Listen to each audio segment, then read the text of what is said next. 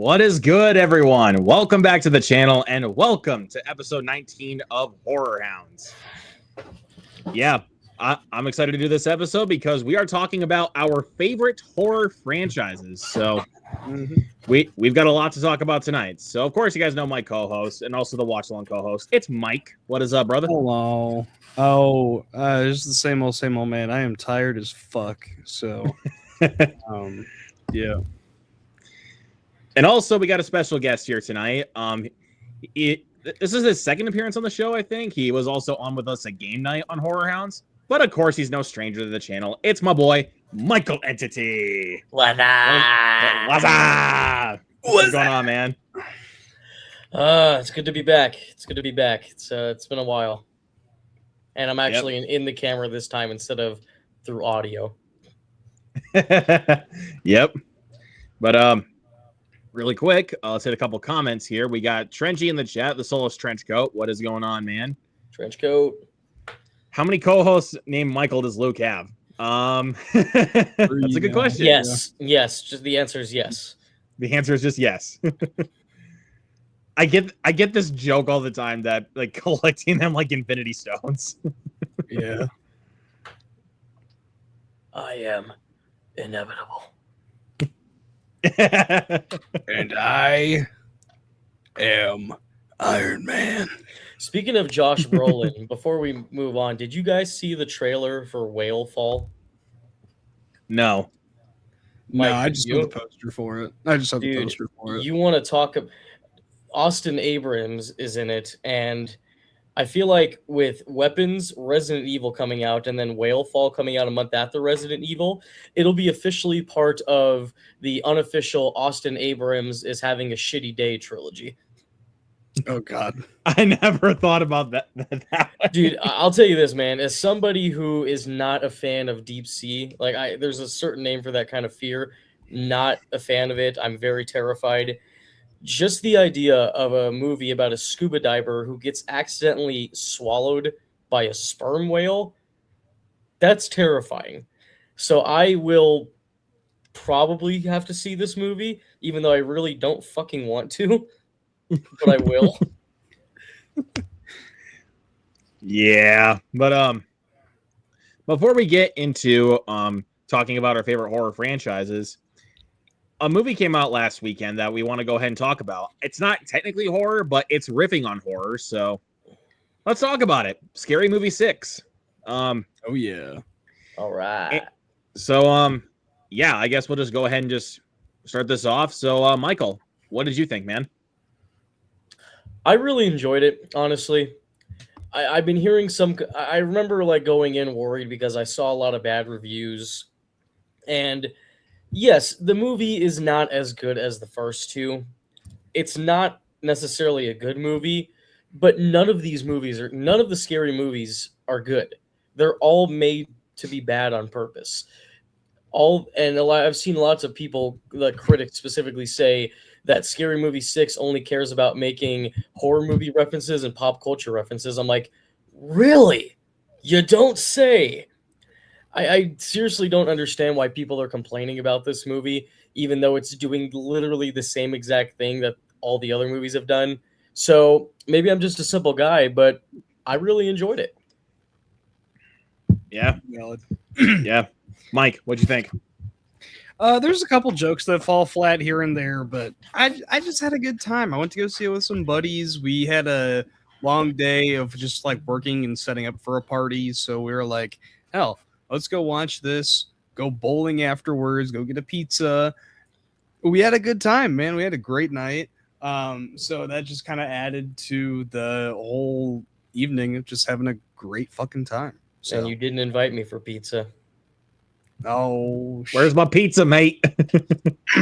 Yeah. You know I don't work at a pizza place anymore, Mike, so I don't have access to pizza anymore. You fucked up. You done fucked up. I'm just fucking with you. I was gonna say I thought you had your fill of pizza, but I guess not. Actually, I'm about to eat up a Red Baron pizza right after this, so I'm okay. Oh, there you go. But yeah, I was definitely excited for this movie. Once I heard the Wayans were coming back, you had to tell me that, and I'm like, yeah, I'm in. We bet. Um, one thing I can call out though, there was quite a few shots that were in the trailer that are not in the movie. There are the smiling ghost faces. The smiling ghost faces, the Art the Clown chainsaw bit, that's not in the movie. I was gonna say the same thing for Shorthand, which was the parody of Long Legs, but technically that was an after credits scene, so it still is in the movie. It is in the movie. Oh, there was after credits shit. Yeah, it technically played during the credits. Oh, okay. Yeah, it played during the credits, but yeah, I had a really good time with this one, man. I laughed quite a few times. The bit, honestly, the funniest bit was to me was still the Sinners bit when they go to the Halloween party. We're here to drink, play some bad music, do some half gay shit. Why just half gay? Why she got them? Why does she look like she been running around with them dirty ass white girl feet? well, and also, spoiler alert, the white chicks reference also got me good. Oopsie, wrong movie. You were thinking it. White chicks too, my ass. Dude, I gotta talk specifically. I do not know the actress's name, or I recognize the one specifically that plays Cindy's daughter, Sarah. I believe that was the one with the brown hair. Oh, the crackhead. Yeah, she did a pretty damn good job at doing like an Anna Faris impression, like at replicating her voice to the point where I literally had to look up if that was Anna Faris's like actual daughter, and it wasn't. But she, like, the way she talked, she was like, "Is that morphine? I want to juggle knives." I'm like, why does she sound so much like Anna Faris? I actually thought it was funny. And I mean, and like Mike said, there are some jokes that don't land, but you could even say the same for the first Scary Movie and just comedies in general. Not every joke is always going to land for you, and that's just going to come naturally. And it also just depends on what you think is funny. I was laughing, and I was sober, so I wasn't high and I wasn't drunk. So you can't use those excuses against me, people. I was fully 100% sober, and I laughed my ass off. And I'm pretty sure people in the theater probably got annoyed with me because it wasn't packed because it was a Thursday night, and the theater that I go to is never really packed Thursday nights. So I guarantee people were probably really annoyed when they heard how hard I was laughing. I sounded like a seagull. That's an otter. Oh.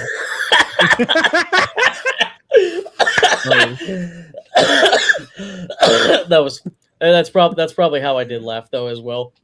Or yeah.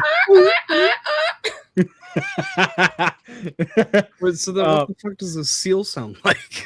wait. Oh no, a seal is or. An otter is. Never mind, we're done with the animal noises. But yeah, let's just say I was laughing really hard. There was definitely quite a few. There was definitely quite a few moments that had me and my best friend laughing quite a bit. I mean, the one that got my friend the most was the Terrifier bit. When really was when they were opening presents and shit. That it was funny. Don't get me wrong, it was funny.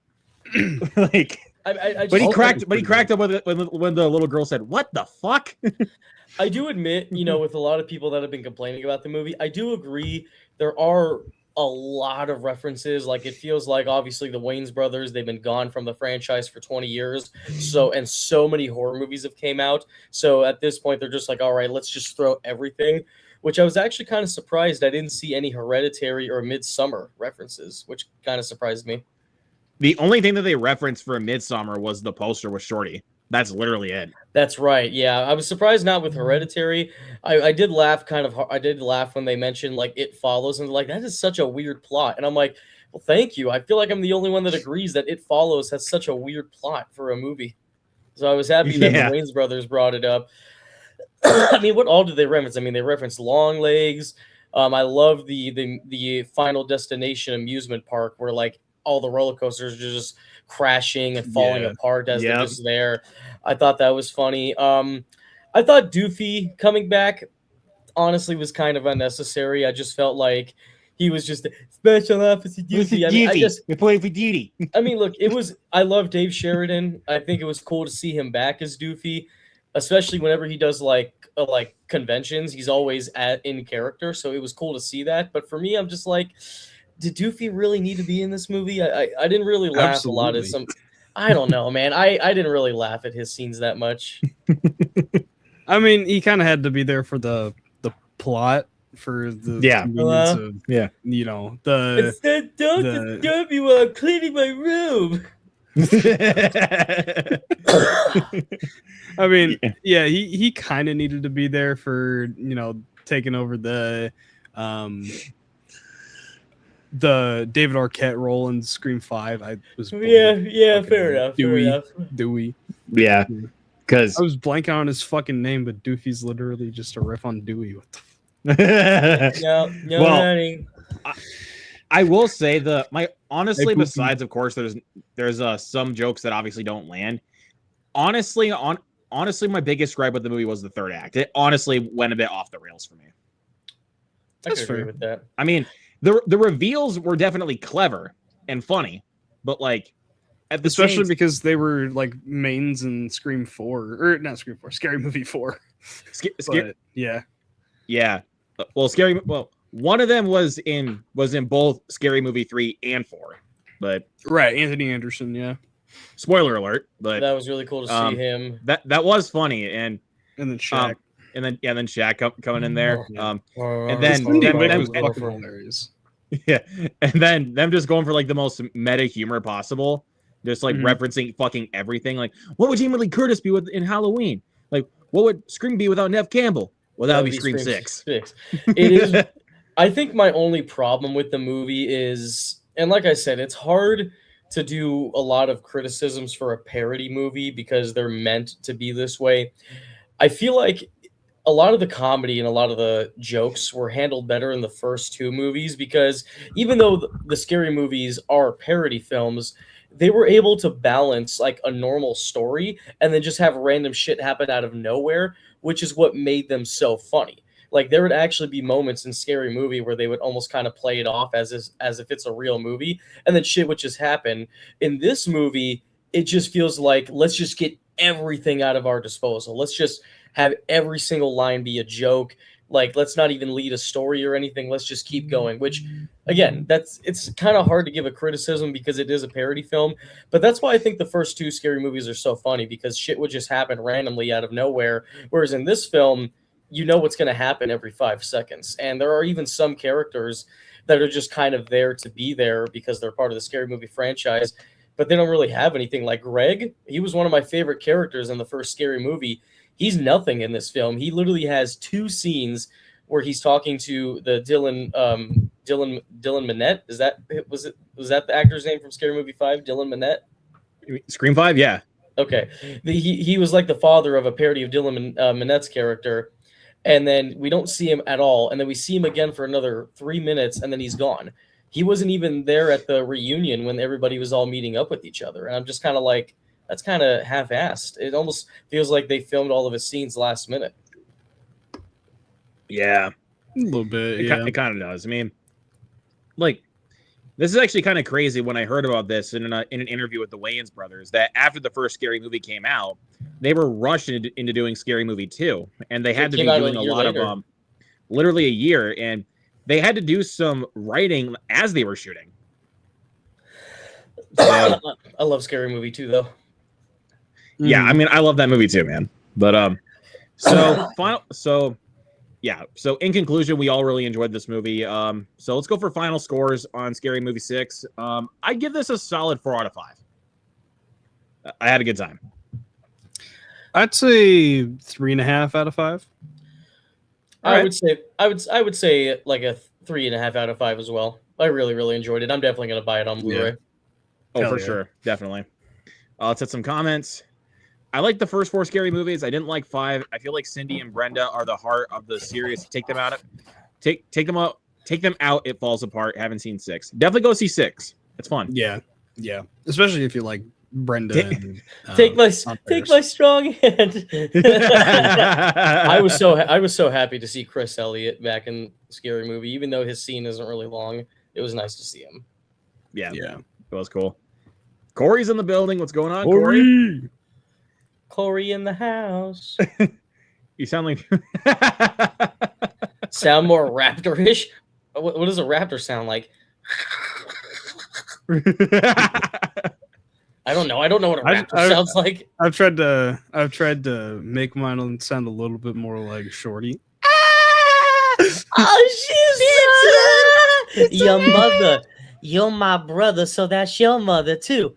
Oh, well then your father's stupid. So I don't know him. Yeah, me neither. Shit, dude. I'm gonna watch the first Scary Movie after this, man. We killed Carson that. Scary movies have always been reference fest, even though "What's Up" is from a beer commercial. Fair enough. Yeah, Yeah. see, Right, yeah, from a Bud Light that's commercial, literally yep. these movies. They're Or reference Budweiser. machines. Even Dookie pick up the phone is from the fucking commercial, bro. Hey yo, Dookie, pick up the phone. Pick up the phone. What's up? Scary Movies is funnier than the commercial, though. The Wayans have said they're working on White Chicks too, and Anna Faris may have a cameo. We'll have to wait and see. I wouldn't be against it, man, because I don't give a fuck. I love all the Wayans Brothers films. I don't give a fuck what anybody says. I love White Chicks. I love my favorite one personally, which I think is underrated, is Little Man. If anybody's ever seen Little Man, Oh jeez. I don't think I've seen it, but awful. I've seen clips. It's terrible. I mean, it's like the idea that Marlon Wayans is a little person who just did a robbery with Tracy Morgan, and he's trapped inside of Sean Wayne's house, and they think he's a baby. It's like, do you guys not see that this is a fully grown man? I mean, yes, he's the size of a baby, but that's Marlon Wayne's face. But I think that's what makes it so funny. It's the same thing with White Chicks. Like, I find it very hard to believe that nobody realizes that these are people in disguises, and I also find it hard to believe that they're constantly hit on. But that's what makes the Wayans Brothers movies so funny, because it just feels like a universe where everybody is fucking stupid. Yeah, for sure. I think Scary Movie 2 had the best balance between story and parody. I agree. I could say so, yeah. Yeah. Mike, I don't know if this might be a compliment. Yeah. Yeah. That like is a Curry huge Barker. compliment. Yeah. There you go. Are you going to come to the swimming pool? They want you to come. Maybe. It's a all Curry right. Barker skit, Mike. Oh. I mean, like, what the fuck is this? Vodka? What the fuck are you selling vodka? It's the weekend. Oh man, I hope Curry Barker like one day makes a comedy film and doesn't just stick to horror, because I think he would make a really good comedy. I absolutely think he would too. I mean, his next film, Anything But Ghosts, is going to be a balance between horror and comedy, from what I've read. So, Obsession's pretty funny. Hi, other Michael. other Michael. What's up? But of course, let's go on to the next topic that we always do for Horror Hounds. That is the recent horror watches. So, of course, just go around in a circle, just list the horror films that we've been watching as of recently. Michael, you want to start us off? Yeah, so this one is actually labeled as a horror crime film, even though it's really not, but I'm just going to list it anyway. It is one of the worst pieces of garbage I have ever seen, but I'm actually going to be reviewing it co-side with my buddy Ron from Sons of Cinema. We're going to be doing in a video called The Unofficial Malcolm McDowell Devil Trilogy.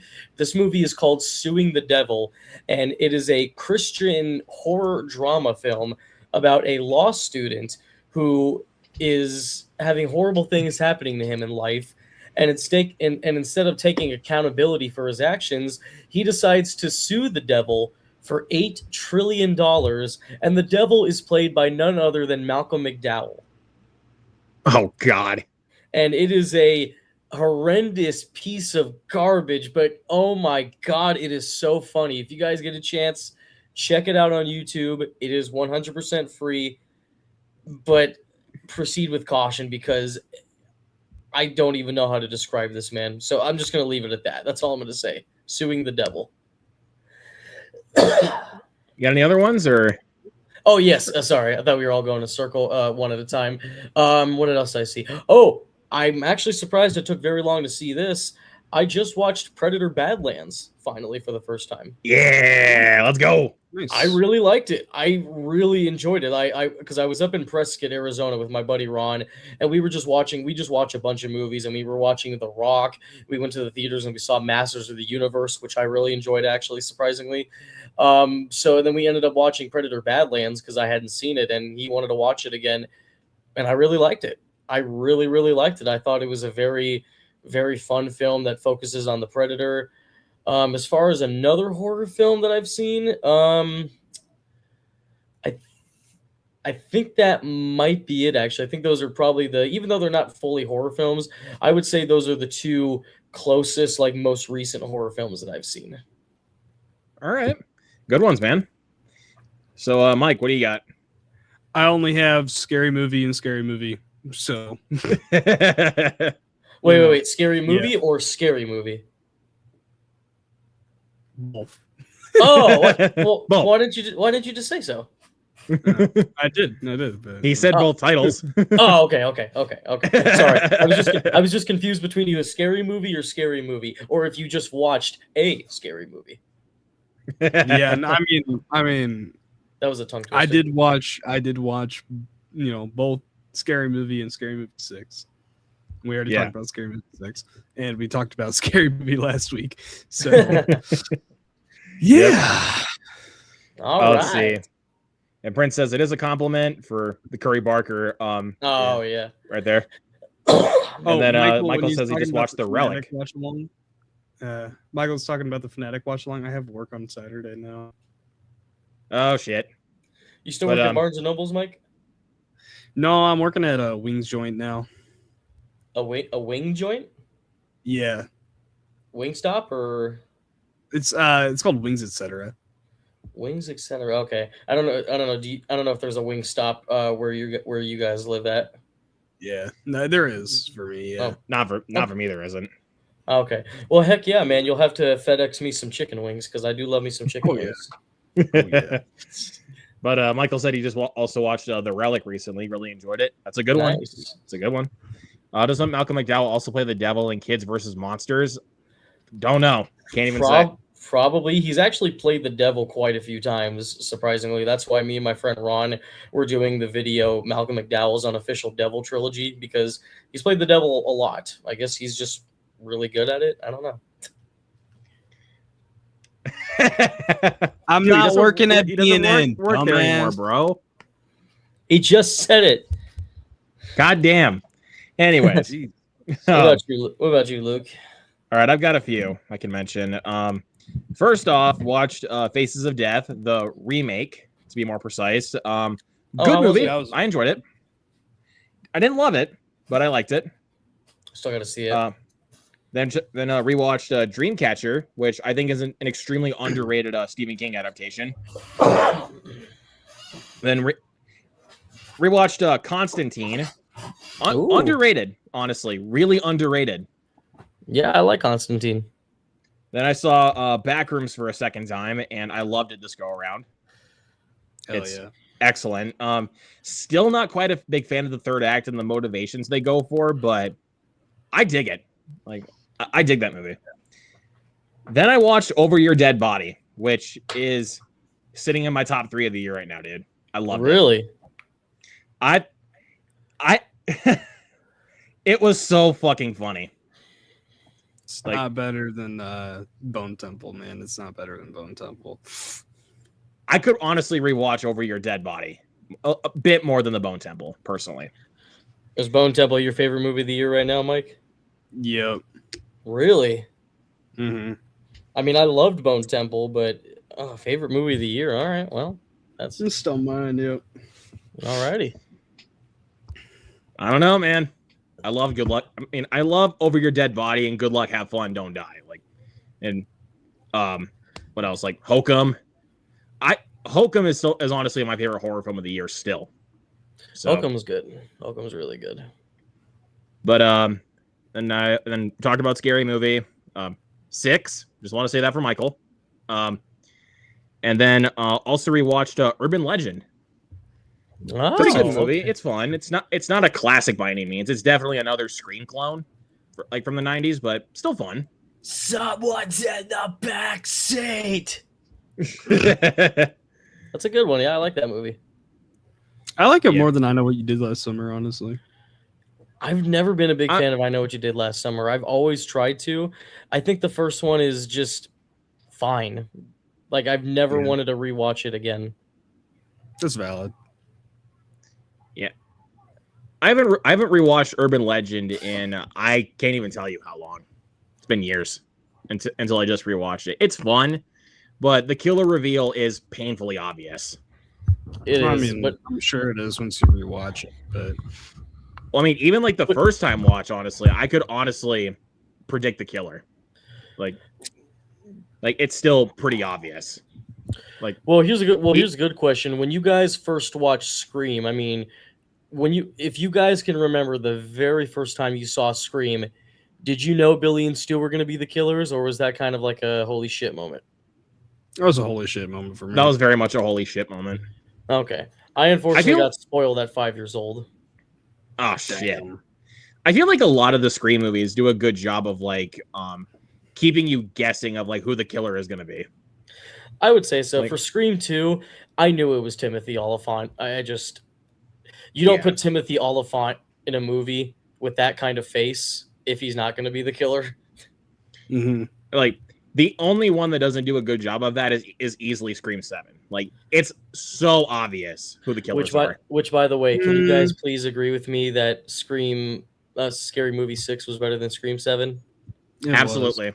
Okay, okay. I don't Ow. think, honestly, I don't think Scream 7, it was obvious. I just thought it was like, who? No, seriously. I remember when I saw Scream 7, right when he took off the mask, I was like, who the fuck are you? And I'm like, Ethan, oh, Ethan Embry, of course. It's Ethan Embry. Go figure.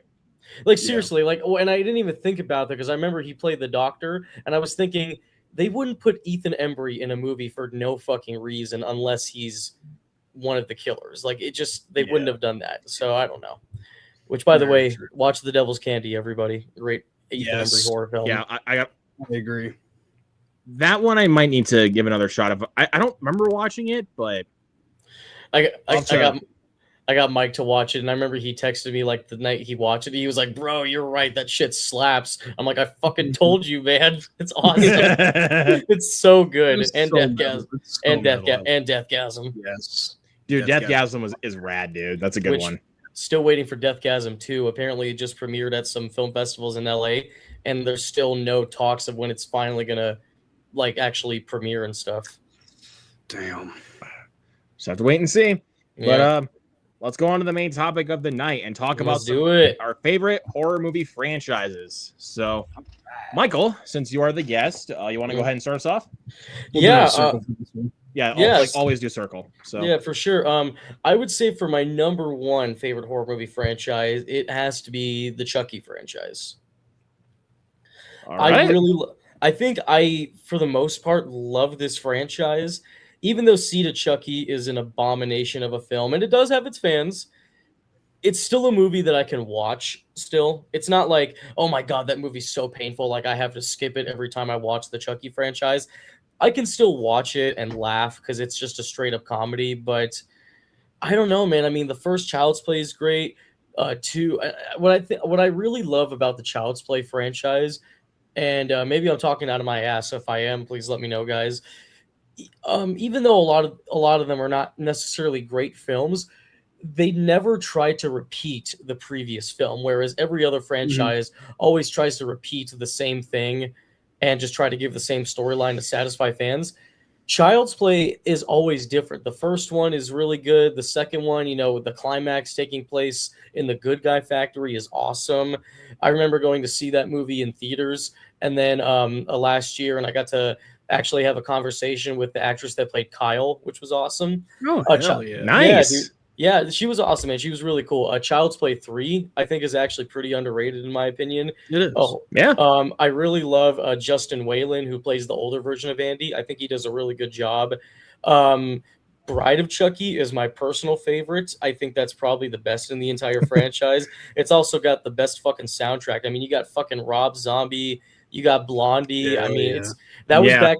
I don't know if you guys realize, but or if you guys missed this, but Hollywood, can you please bring back horror movies with 2000s alternative rock metal soundtracks, please? Yes, please. Please bring Yes. that back. Man. There was a period opening- where they did that.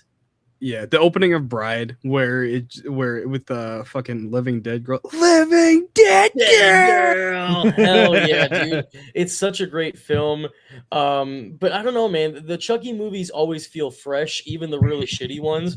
I'm also a fan of the Child's Play remake. I don't think it's great, Yes. but I think it's a lot of fun. I think there's a lot of in that film that there is to like, but it definitely doesn't hold a candle to the franchise. So I love the Chucky franchise, man. I still haven't finished the TV series. I have heard it's pretty good, but I haven't finished it. I think I got to like maybe close to the end of season 1. I just kind of started slacking off, but Chucky's a great franchise, and I'm also very happy to hear that Brad Dourif has announced that he is officially retired from acting and is only going to focus on voicing Chucky.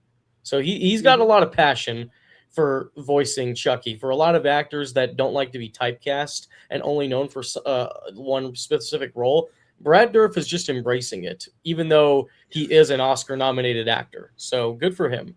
Yeah, and Yeah. should have been nominated for fucking Exorcist 3, man. Holy shit. Yes. Oh yeah, 100%. But that was a good first pull there, man.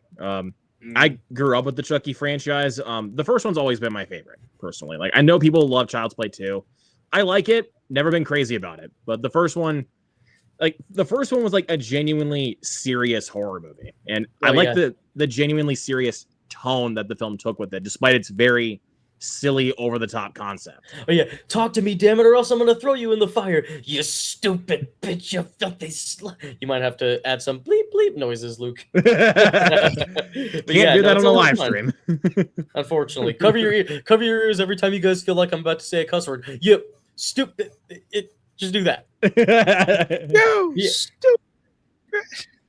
So, I don't know, Mike. Do you like the Chucky franchise? Yeah, I love the first 3, honestly. Actually, no, first 4, I should say. Yeah.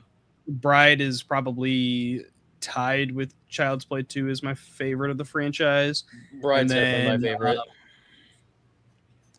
I feel like it's probably the one I've watched the most of the franchise, but 2 is probably my favorite by like a hair. Maybe. I really don't remember at this point. I gotta rewatch them. But yeah, I love the first 4. Seed, I've never hated Seed. It's funny. Yeah, there's like some funny shit in it, but it's definitely a good movie that you can watch when you're drinking. Like, I remember one time, me and my buddies, we just put on Seed of Chucky for the hell of it, and we were all kind of drunk, and we were fucking dying, specifically during that scene where they were making the movie within the movie, where like Chucky's killing Santa Claus. He's like, do you have any idea how that can't fuck with your mind? Fuck it. He's just saying it over and over again. And I'm just like, God damn, this is so fucking funny. Yeah. Hey, Zach, you bringing up Curse. Curse is fire. Curse is a lot of fun. Curse is awesome. Curse is good. That's a good one. Mm-hmm. I'm actually happy to see that Zach is acknowledging Curse was the perfect balance. Like, well, so because we're the Chucky movies, even the first one definitely had a lot of dark comedy. Curse was their like attempt to like bring Chucky back into a very serious tone, while also giving some of the jokes that Chucky is known for giving, all the one-liners, like where he looks in the woman's eyes and goes, "You have your mother's eyes," and they were always too fucking close together. And I don't know, and it was also the first movie that introduced Fiona Dourif, who is fucking awesome. And I love Fiona Dourif in the franchise. Yeah, for sure. Yeah, Zach's showing some love for Chucky. By the way, what is up, my guy? Great to see you, man. Buddy.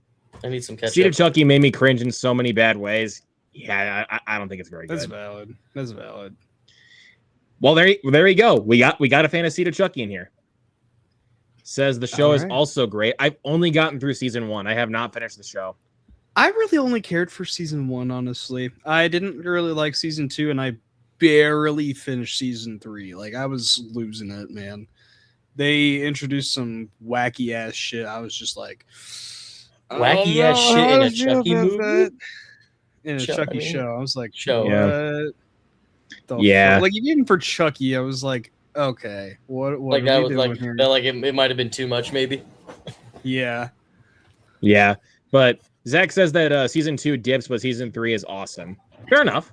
I think I might have. I think honestly, I might just rewatch season 1 because it's been a really long time since I've seen it. So, because I really do want to finish the show, even though I think it got canceled, didn't it? Yeah, it got canceled. That's unfortunate. Fucking sci-fi, dude. Canceling a show after 3 seasons. Typical. Yep, very typical. Trenchy says, I like all the Chucky movies besides Curse. Okay. Oh, I love Curse. But he says Bride is his favorite, so there you go, Michael. Well, then there's the silver lining. Bum, there was no season 4. Yes. That's honestly hanging? one of my... How's it hanging, Phil? That's one of my favorite quotes from Child's Play 2. It's such a great... Before we move on to the next favorite franchise, Zach, let's start with you. What is... Sorry, not Zach, Luke. I'm fucking stupid. What is your favorite Chucky quote? Oh, don't fuck with the Chuck. Damn it, Luke! What? All right, I need a moment. Mike, your favorite Chucky quote? Well, I was gonna say don't fuck with the Chuck, but like, yeah. Okay, fine. God, I don't remember. God, it's been so long since I've watched the franchise, so like, I don't even know at this point. Let me just look up some Chucky quotes. Okay. I got another good one for you. It's Go from ahead. the first one. Batter up. Yep. All right, here's my favorite one. Go ahead and shoot. What? Go ahead and shoot. I'll be back. I always come back. But dying is such a bitch. Which one did you say, Mike? I said, let's play Hide the Soul. That's A day a good one. Dembella, give me the power I Beg beg of you. you. I used to be able Why to is that sing impression in actually really fucking good? What? Your impression of Chucky's actually really fucking good. Yeah. Oh, thanks, man. I don't think I can Michael do says this Child's laugh. Play 3 sucks. I think Child's Play 3 is pretty fire. Not gonna lie. Oh, you're not gonna make Cody Leach happy. Hey, there we go. There we go. Followed by that. Trenchy's speaking the truth, bro. He is. Dude, Curse is great. Honestly, it really is. Curse is awesome. It is. Yeah, it's not that great. It really isn't. Nina over Andy. Okay. Ooh. Okay. Yeah, because whiny Andy is kind of a whiny little baby. Season 2 of Chucky is fine, but season 3 is okay.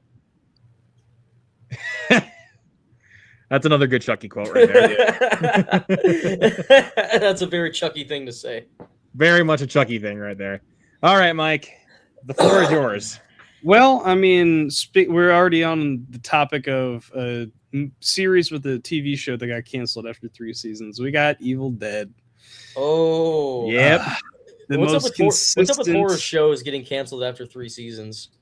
I don't know, man. I don't know. But Evil Dead, at least so far, is the most consistent horror franchise out there. Honestly, there's not a single bad movie, and they're all like 4.5 out of 5s and more for me, including the show. The show is also fucking awesome.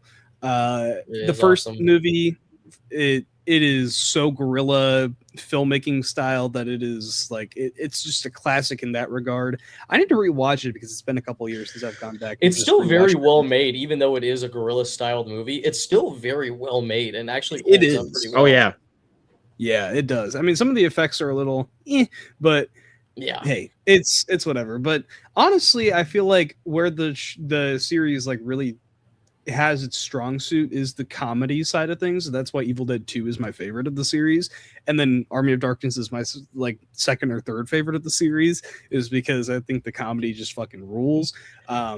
Ash is like one of my favorite characters of all time. So dude, Army of Darkness, honestly, bro, if you really think about it, Army of Darkness could just be classified as a straight up comedy, not even a horror. It could. Comedy, it is. Yeah. Yeah, absolutely. And then Evil Dead 2013 is actually my second favorite of the series. It is probably my third most rewatched or something like that, behind Evil Dead 2 and Army of Darkness. I think it's, going back to like the dark Evil Dead was a really cool step in the right direction. I feel like it handles that really, really well. And Mia is like one of the greatest final girls of all time, and it's got my favorite kill in any movie ever with the chainsaw kill. Yeah, I think for Evil Dead 2013, it's such a really good remake and so great with its story, to the point where it doesn't even feel like it is a remake. It just feels like another group of friends that just so happen to go to the same cabin. Yeah, they've actually literally said it's not really a remake. It's just more of a recontextualized version of the first one, just like by a hair, and it's like in the same universe because they have like that post-credit scene with Ash. Groovy. So yeah. So yeah, and then of course the TV show, like I said, it's a fun ass TV show, especially the first 2 seasons. I get a real kick out of. I don't know if I've actually finished season 3. It's a great show. Season 3. I love Ash versus Evil Dead. Yeah, season 3. I mean, I've seen like half of it at least, and I think it's probably the weakest season, but still. And then it is. Evil Dead Rise, fucking great. I mean, it's probably my least favorite of the series, but that's like not a bad thing at all because it's fucking creepy. It's fucking Mommy's with the maggots now. Yeah. Yep. Luke, do your impression. Oh God. Mommy's with the maggots now. It's actually really fucking good. That was better. Okay. But yeah, it's creepy as shit. It's just really damn good. I like it a lot. It is. So. It's great. Evil Dead Burn is going to be fucking insane. Yes. That honestly might have the potential to be better than Rise. Like, you think so? I think it is, yeah. It might have the potential to, because I mean, everything they've shown so far in the trailer for Evil Dead Burn, I'm hooked. Like, plus you got the guy that directed Infested. I'm like, yeah, you're good. You're good. It looks like the stakes in this movie are much more higher than Evil Dead Rise was. 100%. I mean, especially the dishwasher scene that you see in the trailer. I'm like, no. I think I was cringing at that moment in the trailer, which I think they're going to show more in the movie. I think I was cringing at that more than the cheese grater scene from Rise. Oh God. Oh man. Yeah. So the thing I'm kind of taking away at this moment from Evil Dead Rise and Evil Dead Burn, they make like stuff that you would see in the kitchen like freaking terrifying. Like normal things, a dishwasher and a cheese grater. And that's why you don't leave your knives up, guys. My 2 biggest fears in the world. Yep. Oh God. Like as soon as he falls and lands on the knives, I'm like, oh God, dude, that's yeah, that's his fault nasty. That's his fault for falling. Yeah. Well, he got freaking jump scared, like boo. I'm being a dick. But yeah, I mean, who's not excited for Evil Dead Burn? Come on. Non-Evil Dead fans?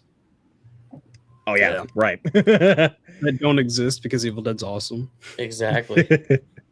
Exactly. I mean, I'm kind of right there with you, Mike. That is also my personal favorite horror franchise. Like every single one of them just stays consistent all the way through.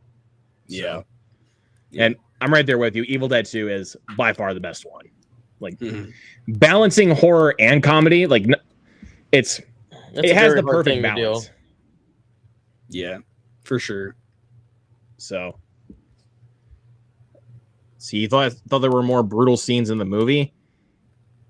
Fair, but the idea of a cheese grater being shredded on your arm is terrifying enough.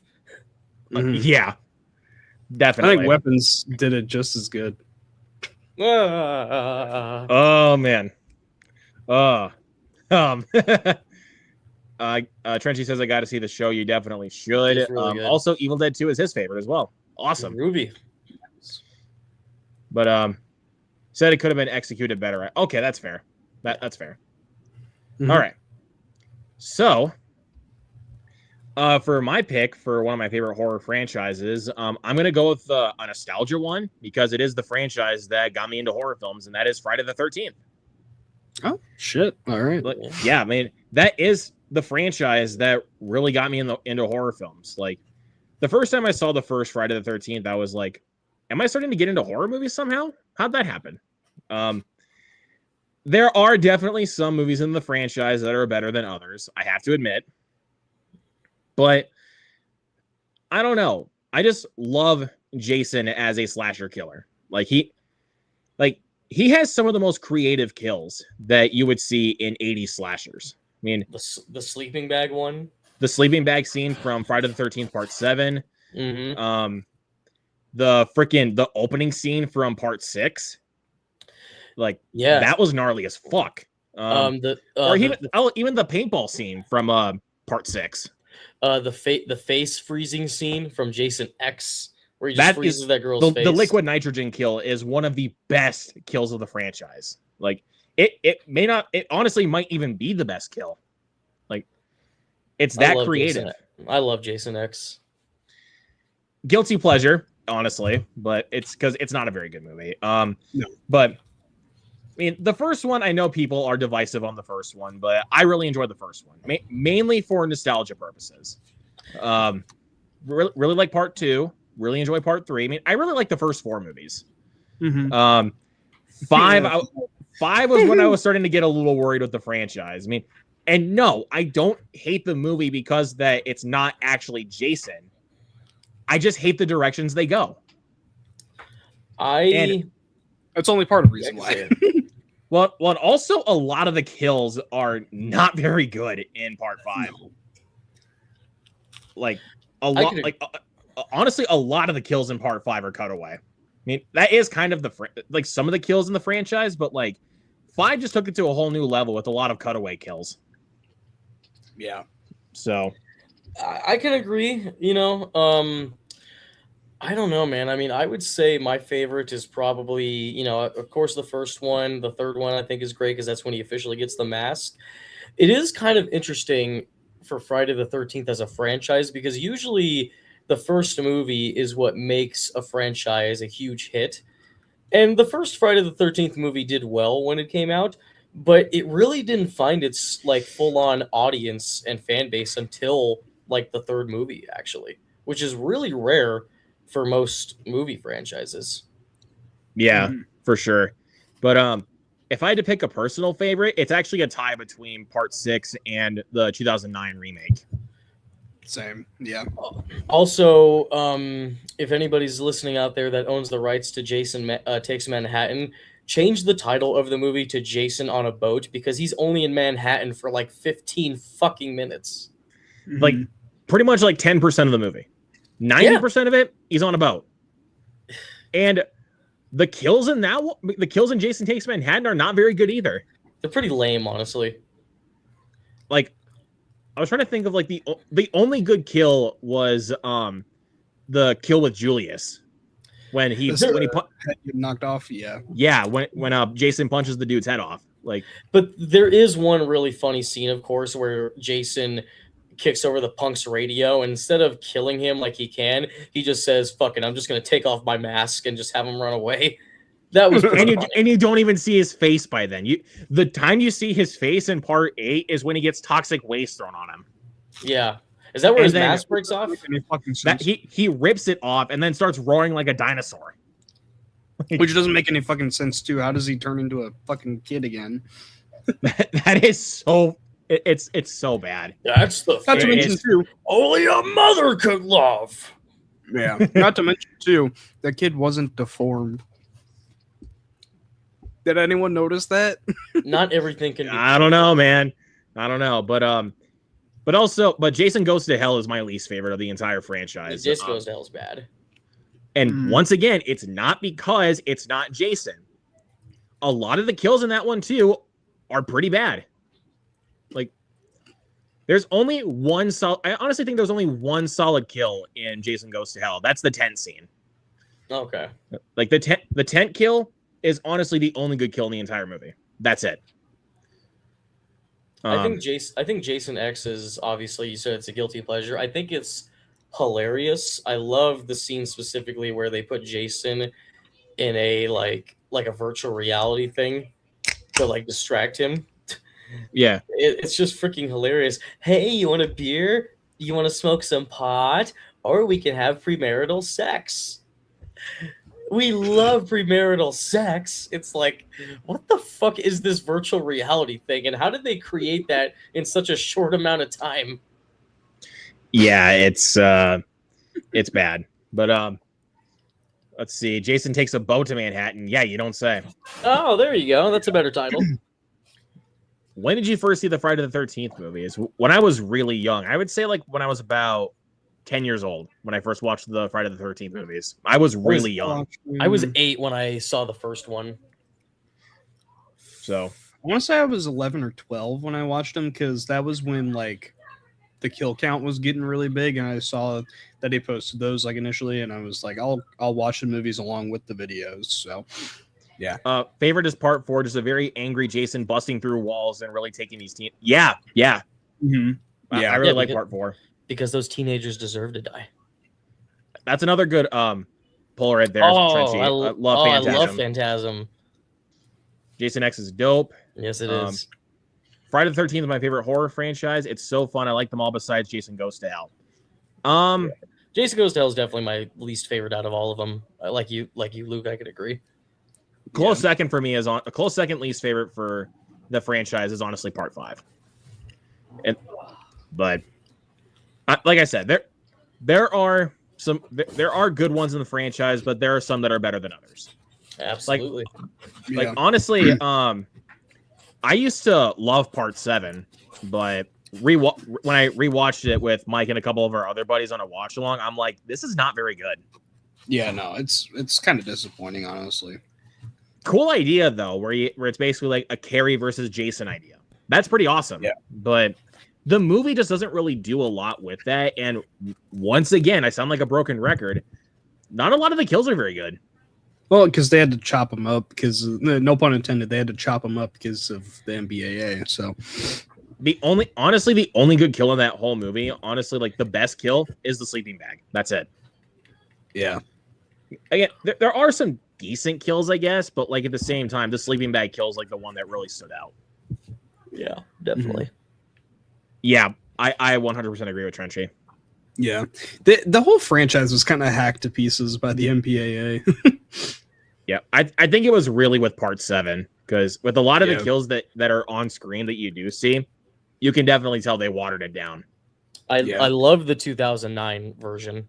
Oh, yes. Yeah. That's why that one's kind of tied, because that one and part 6 I think are the most rewatchable ones.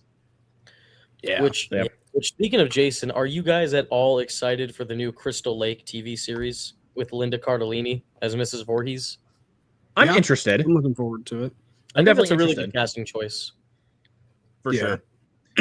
All right. So, Michael, what is your next pick, good sir? My next pick would have to be the Texas Chainsaw Massacre franchise, which, yes, very similar to most horror franchises. There are some that are better than others, but the first Texas Chainsaw Massacre is a classic. Part 2 is fucking hilarious, especially with Dennis Hopper. I'll take you to hell. That's a good one. Chop Top digging in his brain. Chop Top, you're my fave. Me and Bubba, my little brother, we watch it every night. Time for incoming mail. I hope I didn't mess up anybody's eardrums from that. Part 3, Leatherface is probably the scariest he is in part 3 from the original franchise. But the family in that movie is forgettable. Part 4 is hilariously awful due to Matthew McConaughey going just batshit crazy in that movie. They make Leatherface look like a woman. I'm like, what the hell are you doing? And he always just screams like this. It's so bad. I like the bit when, what the hell are you doing? Yeah, I like the bit when the main character is like, "Sit down," and she's just fucking Renee Zellweger. The fact that she told him to sit the fuck down and he listens, I'm just like, dude, Leatherface in this. There we go. Yeah. Yeah. You sit the fuck down. He like makes a whimpering noise like a dog. It's so bad. Just try to make it look like Walter from Jeff Dunham. Oh yeah, I don't know. Get off. Damn it! Now I want to talk about Jeff Dunham. No, I'm just kidding. That's another stream. Walmart. Get your shit and get out. Have a nice day. Yeah, that'll be another stream. The 2003 version I fucking love of Texas Chainsaw Massacre. It's awesome. I think it's really good. It's one of the few good things that Michael Bay produced, which he produced most of the horror remakes that came out around that time. The 2006, The Beginning, I thought was pretty good. What came after that? Texas Chainsaw Texas Chainsaw 3D, irredeemable. There are abysmal. The only good thing about that movie is the first 3 minutes of the film. Other than that, go get him, cuz. Nothing. I mean, because here and the thing is, nobody ever really pays attention to this, but I find it so hilarious. We find out that the main character in that movie, Heather, is Leatherface's long lost sister. But if that's the case, she would be like 40 years old from the time that is, because it's said that she was born in the 70s, like 73, around the time when the original film happened. But then the movie takes place in 2013. So why is she 19 years old when she should be fucking 40? Well, they try to make it look like it takes place in the 90s, which makes no fucking sense. Because they use cell phones. A smartphone at that. Like, there's a scene where a cop is walking through the house with his gun and a smartphone. What the fuck? And I fucking hate that scene where, you know how like every horror movie always has to have a great one-liner that ends with a character killing the killer. Like, you know, obviously Freddy versus Jason, we got "Welcome to my world, bitch," which is awesome. But the closing line in Texas Chainsaw Massacre 3D is "Welcome to Texas, bitch." And it's said by a girl who's not from Texas, and she's saying it to Leatherface. That doesn't make any sense. That is embarrassing. Welcome to Texas? He's from Texas. Do your thing, guys. I never saw Leatherface, the 2017 version. I've heard some mixed things about it. I liked it. The 2022 on Netflix, am I right? Yeah. Oh god. It's got two good scenes. One where Leatherface breaks a guy's hand and then uses the bone to stab another guy. That was cool. And the bus sequence where they kill the cancel culture crew inside. That was the first cool. time they actually did a massacre. Yeah. Yes, an actual fucking massacre. But it's God. I just did not like that movie at all. I thought it was really bad. I also thought the inclusion of having Sally in the movie should have never happened, especially since the original actress has passed away. They should have never had her in the movie whatsoever. But it's just such a terrible film. Leatherface I like, but I just thought the twist was stupid. Yeah, the twist wasn't very good in that one. But I can't wait to see what the twist is when I eventually watch it. But I like Texas Chainsaw Massacre. I think even though majority of the entries are pretty bad, I still think a lot of the great entries overshadow the really bad ones. And even some of the bad ones still have some fun moments where like they're never insufferable to watch. It's not like watching the Halloween films where like, even though I can still watch Curse of Michael Myers, it's a really hard movie to get through. Like it's almost a chore, both versions, producer's cut and the original cut. But for Texas Chainsaw producer's cut, honestly, I don't know. Of course you do, Mike. I don't mind. Okay, Mike. So I know you like the producer's cut. The only thing I like about that movie specifically is because there is a ending scene in Curse of Michael Myers that for some reason has never became a meme, even though it deserves to. It's where Loomis discovers that the thorn tattoo is on his arm. He looks at it for a brief second, and then just goes, "Ah!" I'm like, why has that never been turned into a meme? That is so goddamn funny. And you know what I'm talking about, Mike, right? Yeah. That's right. God damn. Made himself laugh. Right. Yeah. But yeah, no, Texas Chainsaw Massacre is a franchise I really like to come back to every time. And of course our man Curry Barker's working on the next one. Yeah. So fucking looking forward to that. I mean, if you got Curry Barker at the helm to do your Texas Chainsaw Massacre movie, I think we're in good hands. Absolutely. Yeah. But yeah, that's Like- that's my second pick. Yeah, no, I agree with that's a good one, Trishy, man. though. The producer's cut is the best version, but it includes incest, Michael. Oh my god. Oh Yeah. yeah, Uncle Dad. Ugh. Ugh. So gross. But Mike, what's your next pick, my guy? Next, I actually have Halloween. Okay. There we go. I think honestly, it's one of them that there's a lot of mid to bad entries in it, but I honestly Mostly think bad. that there's a lot of really good ones. I love 1 through 3 and actually 1 through 4. I think are all bangers. 5 is pretty atrocious. 6 Come get the girl, Michael. Come get the girl. Five is fun to watch with a group of obnoxious friends. Oh Like, God, That is the yes. dude! How many false jump scares does Halloween 5 have? A lot. One too Yes. fucking many, bro. Yeah. It's bad. Oh my God! And you know what I hate in Halloween 5? I fucking hate the two police officers that are throughout the entire movie that are supposed to be like the jokes, like they're supposed to give Yeah. the levity to the They have film. the fucking clown music playing. in the Yeah, back. what is up with that? It's so those cops are so fucking weird, dude. He's, well, and hey, also he's gonna hurt something. He's gonna hurt somebody with that. Hey, pal, you're gonna hurt somebody with that. Tell him he's gonna hurt Like- somebody with that.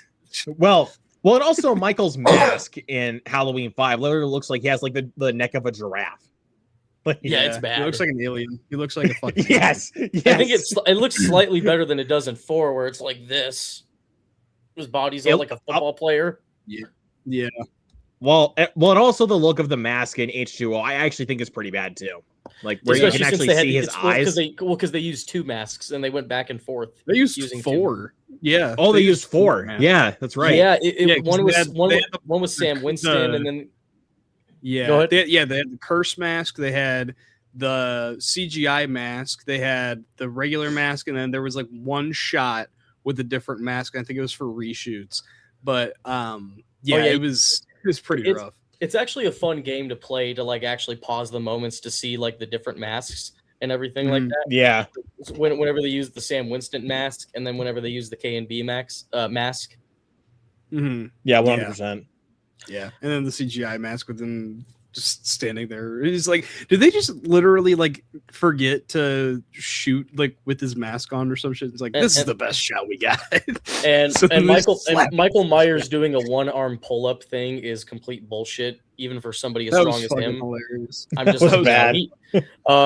I don't know. I mean, what are your guys' favorite entries in the Halloween franchise? I personally love the first, second, and I like the Rob Zombie version. I think it's fine. Yeah, I love Halloween 2018. I think that's my second favorite of the whole franchise. that's fine too. Do you guys have all the Halloween films? I have No. all of them except for 5 on Blu-ray. Okay, I have. I'm still working my way to get all of them. Michael, do you have the Scream Factory Blu-rays? No, These ones right here. no, I have the Scream Factory for 4, I believe.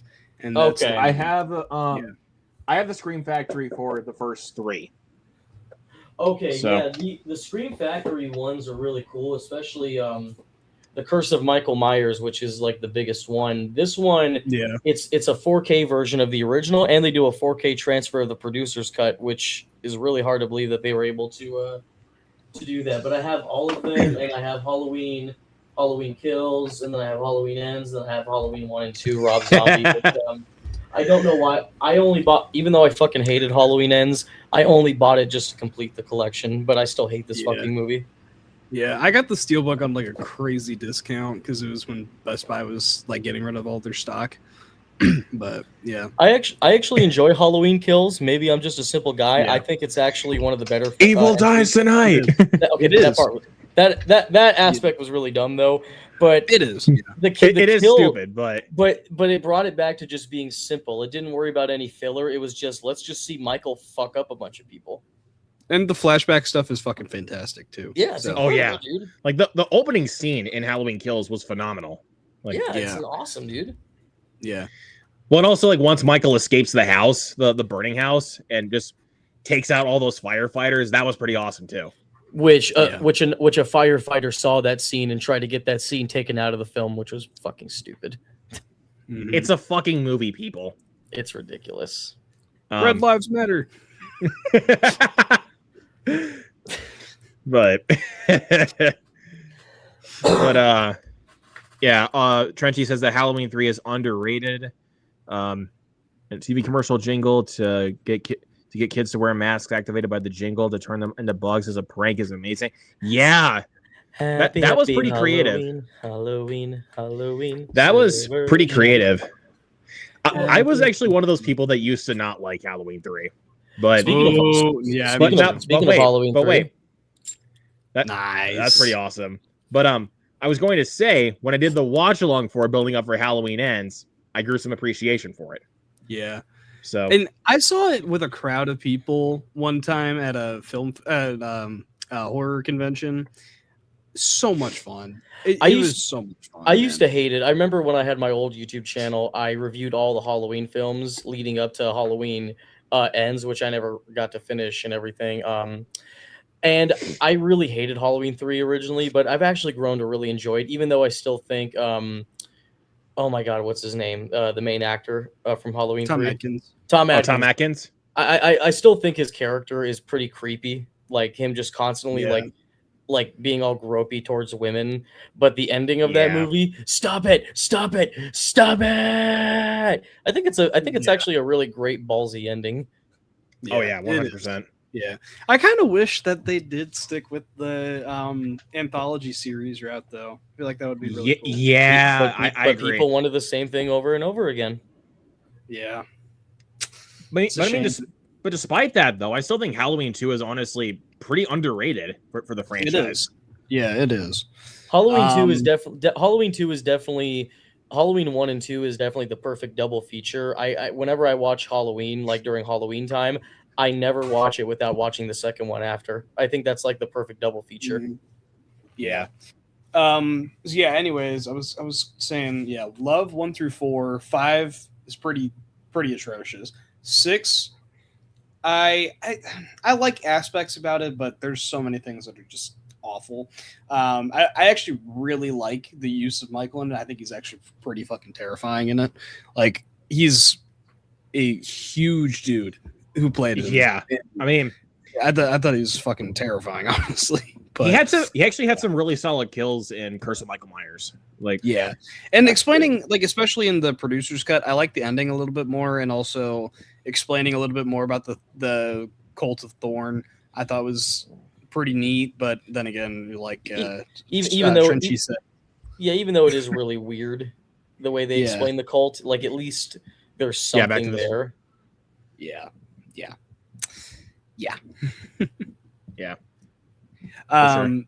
Yeah. So then H2O, it's a fun movie. I don't I like mind it H- at all. I- honestly. like I really H2O. like H2O.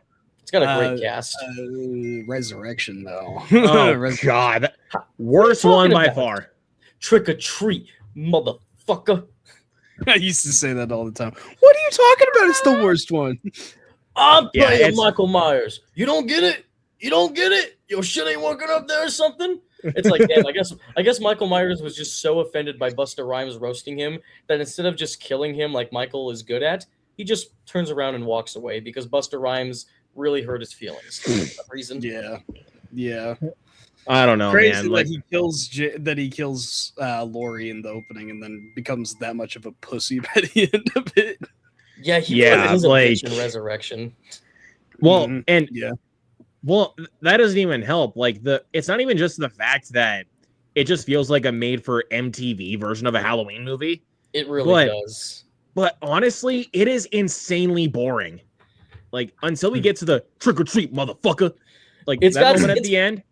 It's got some I mean, it's got some funny moments, but like the amount of time it takes to get to those moments and the characters in that movie are just so either annoying or so pervertish.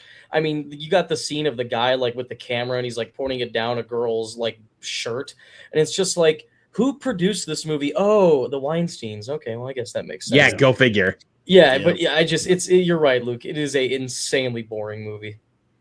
Yeah, like I think. Oh, sorry. Go ahead, Mike.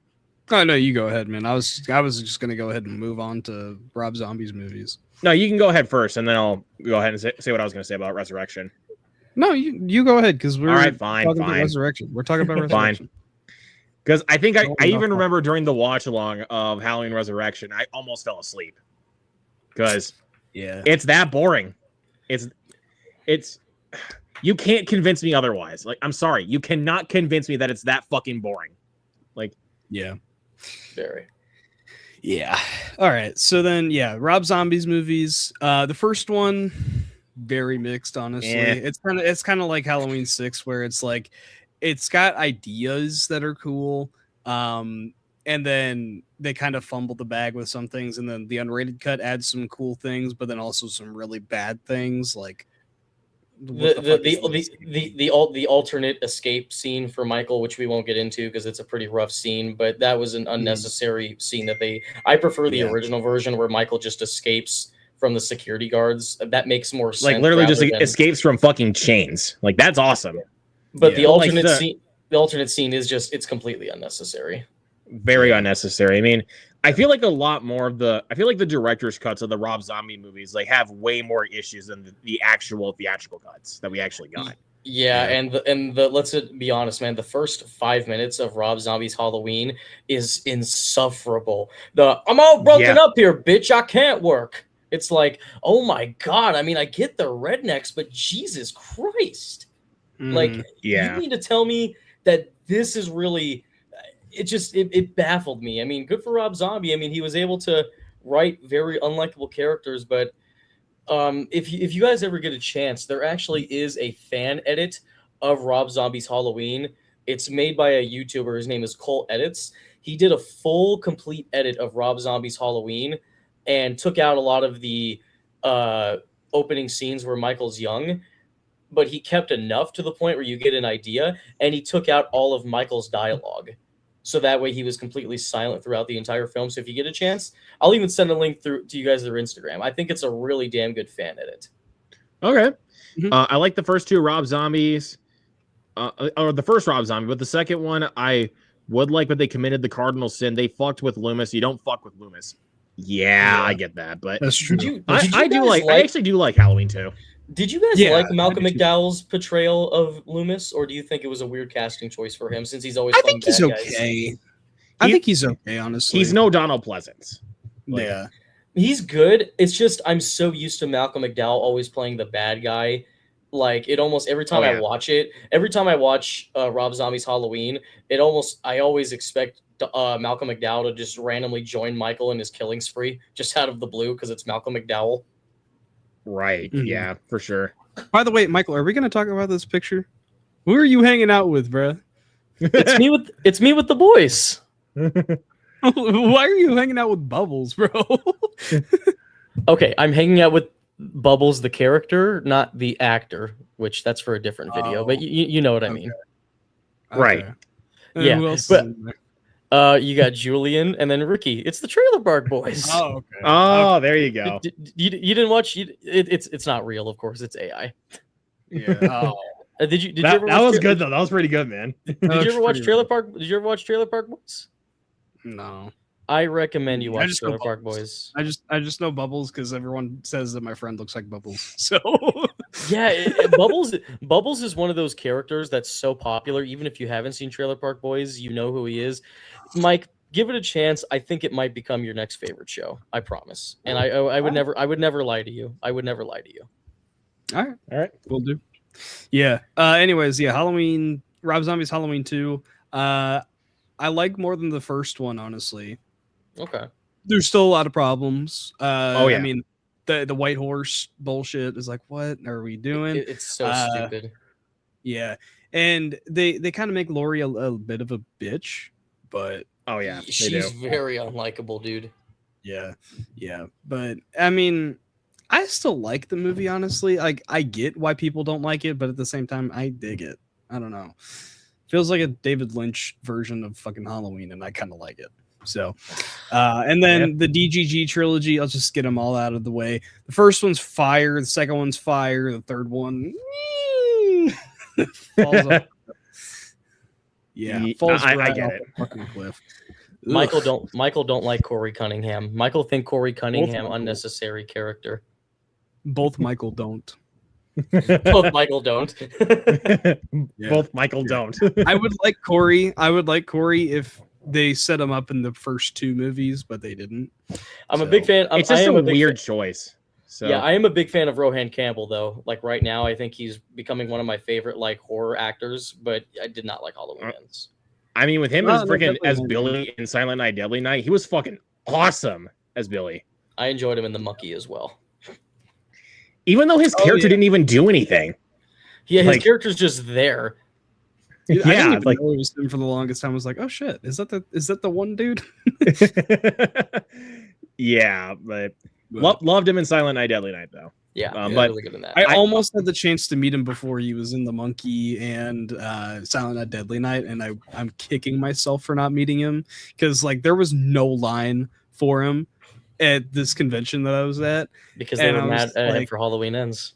Exactly, yeah. So it's like, man, I'm kind of regretting that, like, you know, I didn't get to meet the guy. He seemed like a cool dude at the convention too. I got to see him in a panel, and he seems like a cool dude. So, yeah. So, yeah. But I'll just say, spoiler alert, we're not going to be talking about the Silent Night, Deadly Night franchise. 'Cause I mean, like, as a whole franchise, it's fucking garbage. If you want me to be Yeah. honest, bro, maybe this is a hot take for me. I only like the new version that came out. That's the only version I can legitimately say I could rewatch again. Even the first Yeah. Silent Night, Deadly Night, I really don't think is that great. It's I like not the first one great, okay. Like, Yeah. Part two is hilarious though. Garbage Day. Yeah. or The 2012 Silent Night remake, I think is pretty solid. I like it. very loose remake, but it's I guess you could, you know, It still is- technically is a remake but I don't know. I enjoy it. yeah, okay. It's been a while since I've seen it. Malcolm McDowell's also in that one too. Yeah. I do like that version, but the 2025 version, easily the best one by a country mile. Like, Absolutely. once again, you can't convince me otherwise. But for my next pick, I'm gonna go back to nostalgia right here. A Nightmare on Elm Street. Ooh. Hell yeah. Another franchise that really got me into horror. I mean, just the idea of Freddy Krueger or just somebody being able to kill you in your dreams, like, is a terrifying idea. And Definitely. Wes Craven really brought it to life with that original movie. And Robert Englund, he's the best Freddy. Like, he is Freddy Krueger. Like, Welcome Once to again- prime time, bitch. yeah, you can't convince me otherwise. Like, he is Freddy. The first one is an absolute classic. That one is Mhm. still my favorite. Like, again, there are some that are better than others. I mean, that's pretty much any horror franchise. But the first one has always been my favorite. Just love the idea, and I love that it's like scary, like a really scary one. And Johnny Depp in his very first film to be that one is also pretty awesome. I mean, and I love Nancy as a character. 2, I like the ideas they go for, but kind of lacks a little bit. Yeah, definitely. But has cool ideas though. I have to admit it. 3, that is the second best one. Dream Warriors is excellent. And it's got a The- fucking awesome fucking song by Dawkins. We're the Dream Warriors. Fucking love Dawkins or Dokken, however you say their name. But the freaking like puppet master style kill in Nightmare 3, Yeah. one of the best kills of the franchise. Maybe even my favorite kill because of its love- creativity. Yeah, and funny, and I find it also very funny that the same guy who directed Nightmare on Elm Street 3 would go on to direct The Blob, and then he would also go on to direct The Mask with Jim Carrey. Chuck Russell's got quite a wide variety for He when it really comes to his does. filmography. I mean, hell, he went on to direct the movie Eraser with Arnold Schwarzenegger. I like that one. But yeah, Dream Warriors is awesome. Nightmare 4, that's actually one of my favorites of the franchise. I like the mix of comedy with that one. And also some really good kills. 5 has a couple solid kills, but the comedy really got in the way. Like, I just didn't really like that comedic balance with Freddy. I mean, Nightmare 4 does have a lot of comedy, but it also is still able to balance the horror tones. 5 and 6, or Freddy's Dead, those movies are just full-on comedies. And I don't really like, full-on comedy Freddy. Which one was the one where he was like playing with the Nintendo Power Glove? That's Freddy's Dead. Okay, that's what. Power Glove. You forgot the Power Glove. That moment, I will say, was actually kind of funny, but nothing else besides that. And then Wes Craven's New Nightmare, I think, is very, very unique.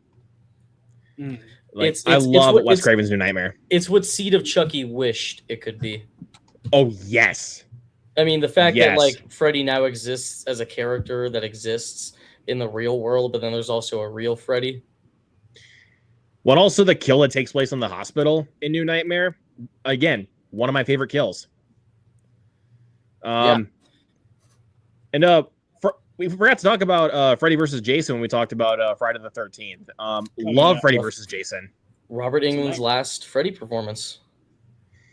Yeah, I mean, like I said, like, no one can play Freddy like he does. Like, there was just something about Robert Englund and how he really just brought Freddy to life. There was. Now, obviously, after that, are you guys fans of the remake, or do you think it's an abomination?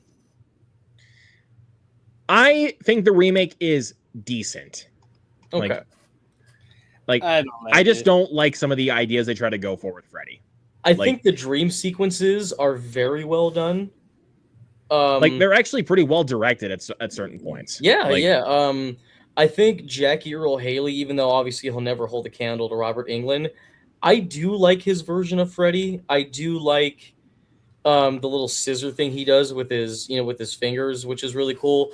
But at the same time, when you actually watch it, it really doesn't make any sense with the story, because in the original films, Freddy Krueger wasn't a child SA or anything. He was just a child killer. He just loved killing children, which is why he had the gloves. But in the remake, they made Freddy a full-on child molester. But if that's the case, then why does he have the gloves? And I'll tell you why. Exactly. That doesn't make any sense. There's a reason why the gloves are there. Because it has to. Because it's a remake. It's Nightmare on Elm Street. Exactly. But yeah, it's definitely a movie that I could definitely, like you said, Luke, it's a movie that a lot of the ideas are pretty bad, but I think Jackie Earle Haley and some of the dream sequences give it a unique flavor, which, as popular as Nightmare on Elm Street is, I'm really shocked that we've never gotten another Friday movie since the remake. It blows my mind. Yeah, I don't know. I think it was probably because of how poorly received the remake was. That's probably my guess, or they're really just struggling with rights. Possibly. I think New Line Cinema still owns the rights to Freddy, if I'm not mistaken. I'm not. I think so. Yeah. Sure. I think the rights went to the Wes Craven family. So. Oh, did it? Oh, okay. So they're trying to figure out something with them. I don't know. I mean, I remember at one point Chuck Russell had made it like not an announcement, but he made like a statement where he thought Jim Carrey could be like a really good Freddy Krueger, which I was like, hell no. I mean, I don't know. I mean, maybe Jim Carrey has definitely surprised me with a lot, but I just really want to see. I mean, I know Robert probably wouldn't do another one because he really is at that age now, and he's kind of same with Ron Perlman. Ron Perlman's at that age now where like he physically wouldn't be able to do another Hellboy. Same with Ron Perlman. But even if they do make another Freddy film and it's not Robert Englund, I just really want to see Freddy come back. Yeah, I'm right there with you. But yeah, like I said, there are some that are better than others with the franchise, but I mean, it's another franchise, like I said, that really got me into horror films, along with Friday the 13th. So definitely, man, definitely. So yeah. All right, Michael, what's your next one, man? I say we do one more time around, but what's up, Mike? I say we go ahead and just do one more time around the table, and then call it for the night. Yeah, just do one more. Yeah, that works for me. I would say, even though there's only a handful of the entries I like, most of them are pretty terrible. I'm a pretty huge fan of the Saw franchise. Hell yeah. There we go. The first one is a classic. I mean, there's no denying that it is a fucking classic. Fuck this shit. Hello, Amanda. I want to play. I would like to play a game. Do you? Oh, no, that's up. Do you want to play a game? I fucking love Lee Winnell. I don't care if you covered yourself in peanut butter and had a 15-hooker gangbang. It's like that is the most random line ever. But okay, Lee, go ahead. Yeah. I really like 2. I think 2 is awesome. 3 is cool, but goddamn, I'm telling you, I can't watch 3 with eating, because that whole scene where they're putting the pigs through the blender, just that's to the point where it starts to become gross. 4 is okay, but I think it's okay. I mean, opening up 4 with doing a full-on autopsy with Jigsaw, I thought was interesting. 5 and I would say 5 is not really great. 6 I really enjoy, specifically because, of course, one of the greatest rock singers of all time has a really great scene, Chester Bennington. May he rest in peace. Yeah. He's got a great scene in there. Also, Roger's dude. Loaded. Oh, that's exploded diaper all over the place. Fucking love Loaded Diaper. But 7 is definitely not great, especially with this is exactly what the producers are. Hey Tobin, so this is going to be a flashback scene, so let's make you look young. Here, give me that hat, put it backwards. Yeah. Great, now you're young, Tobin. Just because you put a hat backwards, that does not make you look younger in a movie. Yeah, and as great as a lot of the twists are for the Saw movies, I think the plot twist of Dr. Gordon being the killer in Saw 7, I thought is just fucking horrendous. Jigsaw, I only saw once when it came out in theaters. I haven't seen it since. Spiral, I actually enjoy. I don't hate that movie like most people do. I like Spiral, yeah.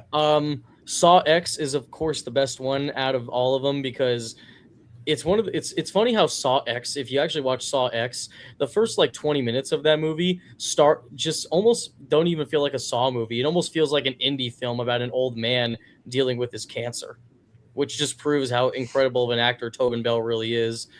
I've always liked the Saw franchise. I don't know why, even though Jigsaw's plan is bullshit. Like, people always say, no, Jigsaw always gives people a fair shot at trying to survive. I'm like, oh, fucking shit, he does. I mean, maybe for Gordon and Adam, sure, he gives them hours to deal with it, but the guy walking around on glass while holding the candle with a flammable substance, and he has multiple numbers on the wall, that's not giving a chance. That is complete bullshit. But I like the movies. I don't know what they are, man. I've always had a soft spot for those movies. And Saw for the Xbox 360, very underrated video game, by the way. And I'm also very happy to see that we're getting a new Saw game coming out, I think either this year or next year. But yeah, love Saw, love Tobin Bell. I'm assuming, are you guys fans of Saw? Oh, yeah. Absolutely. Oh, yeah. Saw X is easily the best one. Like, without question. I mean, the first Saw is pretty close. I mean, you can't go wrong with the original Saw, but like Saw X, with what they were able to do with John Kramer, like as a character, I actually like the directions they took his character in Saw X more than they did in the first 3 movies. Absolutely. And I like that they actually made John Kramer a main character this go around with Saw X. I love that. It's great. And also, a lot of the traps in Saw X, I think, may rank up with some of the best traps of the franchise, because they got me to wince. They did. Yeah. Yeah, it's funny because when I watch all the other Saw movies, I'm just kind of like, ooh, yeah, that's gross, but good special effects. Saw X is actually one of the few ones that kind of made me go, whoa. It's funny because, a lot of the gory traps, the gory ones, as the franchise went on, they never really made me feel uncomfortable. It was just kind of like, oh, that sucks. But the one that has always made me go, fuck that shit, I'm turning off the movie right now, is where Amanda falls in the needle pit. Oh, yep, and Saw too. Like this. That's Oh the my scene God. that Trenchy brought up. Yeah. Ugh. Well, Ugh. what's another one? I mean, I was trying to think of another one that kind of gets to me a little bit in the franchise. The Venus flytrap. That one. Oh yeah, that one in Saw 2 for sure. Mhm. The Angel Trap in Saw 3. Ooh, yeah, that was where the girl has to like reach into a jar to get the key, and it's a jar of acid. I'm like, ah, dude. Oh, what about the opening in Saw 3, which wasn't even really much of a trap, honestly. It was just torture where the guy's like chained all over his body. Oh, Yeah. dude, that was nasty. I'm just like, dude, Jigsaw, what are you doing? This guy cannot survive this. There's no fucking way he's surviving this. Yeah. I gotta say what's up to my guy Dell on What's movies. up? What's up, man? But yeah, great poll there, Michael. I love that franchise. Love Saw. All right, Mike, what do you got? Last one I really wanted to bring up was the 28 Days franchise, the 28 Days, Weeks, Okay. Years franchise. I think they're all like, especially if Part 3 lands it might actually be like my second favorite franchise behind Evil Dead, just because they're all consistently really damn good. The first one is one of my all-time favorite horror movies. I love Years and Bone Temple, and I think that Weeks is actually a really good movie as well. I honestly think that it's one of the most consistent franchises out there, and it's one of my favorites. So yeah, and I love how they still act very low budget with it. Was Bone Temple also shot with iPhones? I don't think so. No. Okay. But I love how they're still very low budget when it comes to making those movies, because I really loved Years and Bone Temple. I thought they were both really great. Yeah. The first one is honestly my favorite zombie movie, and I don't know what it is about that franchise, dude. Like you said, Mike, like they're continuously consistent. And with the first 28 years later, like that movie's kind of special because it was like a while to really come around to it, but we both love it now. Yeah, it's fucking awesome. But Bone Temple, I will say, is like I think we can both agree, or maybe all three of us can agree, is the better movie. Yeah. Oh yeah. Ray Fiennes is what makes that movie awesome. Oh, dude, the number of the beast. 666. Yeah, the number of the beast. Yeah, that sequence in the third act was amazing. Like, I was already loving the movie already, but that just made it even better by that point. Yeah, I know they've talked about, like, unfortunately Bone Temple didn't do well at the box office, which was kind of unfortunate, even though Years actually did pretty well. So it kind of surprised me that Bone Temple didn't do that well. Did they film these movies back to back, or have they even announced if Part 3 is going to be coming or whatnot? Part 3, I think Alfie Williams kind of announced it because he posted a picture of him saying like it's so good to be back, and he had a bow and arrow in his hand, so it's like kind of announced from him. But that's really I think I heard that they're gonna try to start filming like early next year, possibly. Okay. But they shot the first 28 years later and Bone Temple back to back. Okay, yeah, that would make sense. Yeah, but I think if I remember correctly, I think that Danny Boyle is going to come back for Part 3 to direct, but I'm not 100% sure because. What'd you say, Mike? For 3, he is coming back. Yeah. Okay, because for some reason when I looked on Letterboxd, it didn't have any directing credit. Like it just said 28 years later, Part 3. It didn't say it was directed by Danny Boyle. So I don't know, but yeah. Excellent franchise there, Mike, and that was another great poll. That's another one of my favorite franchises. Like, but if I'll throw in an honorable mention really quick before I actually say my last one. That is, of course, Scream. It's a consistent franchise up until 7. Yeah, If you don't mind, too, I'll throw in an honorable mention as well. I think the Phantasm franchise is fucking great. Yeah. I honestly kind of love 1 through 4 as like as a franchise in and of itself. Then we don't talk about 5. But Oh no, don't talk about 5. I'll give an honorable mention. That's an as well. abomination. That's an abomination, man. yeah, I'll give an honorable mention as well, and I'll say George Romero's Dead franchise. Yes. Of course, that's a really good one because even though they're technically classified as sequels, every single one of them are standalone films. Yeah, I 100%. But Dell says Scream is my number 1 horror franchise, but yeah, 7 sucks. Certainly does. Amen. Well, it's good for the first 2/3. It's ruined by its third act. Yeah, the third act unfortunately ruined. Like, you know how they always say an ending can change a movie no matter how incredible the first 2 acts are? That was the example. Yep. The first 2 acts of Scream 7 I actually thought were pretty solid, if I'm being 100% honest. yeah, I was actually kind of surprised I wasn't hating it because I had my reservations with Scream 7, but the first 2 acts I was like, this is pretty damn solid. I'm liking this. And then the third act comes along with the Ghostface reveals and the abysmal motivations. Like, oh my god. AI. Those, They should like the motivation, like especially from Anna Camp. Spoiler alert, who cares? For the Anna Camp's motivation for why she became Ghostface was piss poor. Like, it made no sense. like Yeah. I literally was just like, fucking why? It is why? it is a doo-doo feces of a movie. Mm-hmm. Yeah, and also the way that they try to bring back like some of the other characters, like Nancy, Roman, and especially Dewey, using them as AI. I'm like, fuck that. That Fuck was that. that was just a big middle finger to the audience.